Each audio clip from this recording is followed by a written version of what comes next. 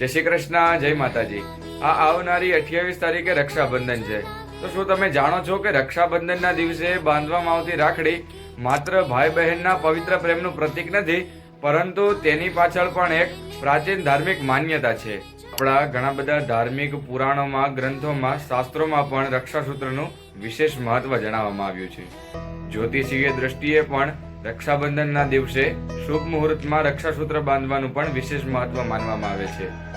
સુંદર શ્લોક છે, યેન બદ્ધો બલિ રાજા દાનવેન્દ્રો મહાબલ તેન તવા મનુ બદનામી રક્ષે માચલ માચલ, કે જે રક્ષાસૂત્રથી મહારાજા બલિ બંધાયા હતા તે રક્ષાસૂત્રથી હું તને બાંધું છું।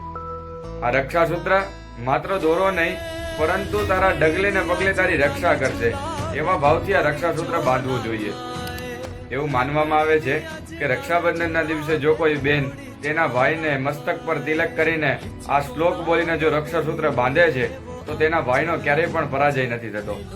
માટે મારી બધી જ બહેનોને એક ભાઈ તરીકે નમ્ર વિનંતી છે કે આ રક્ષાબંધને રાખડી માત્ર એક દોરો સમજીને નહીં, પરંતુ એક સનાતની બેન તરીકે પ્રેમ, રક્ષા અને શુભ સંકલ્પનું પ્રતીક સમજીને બાંધજો।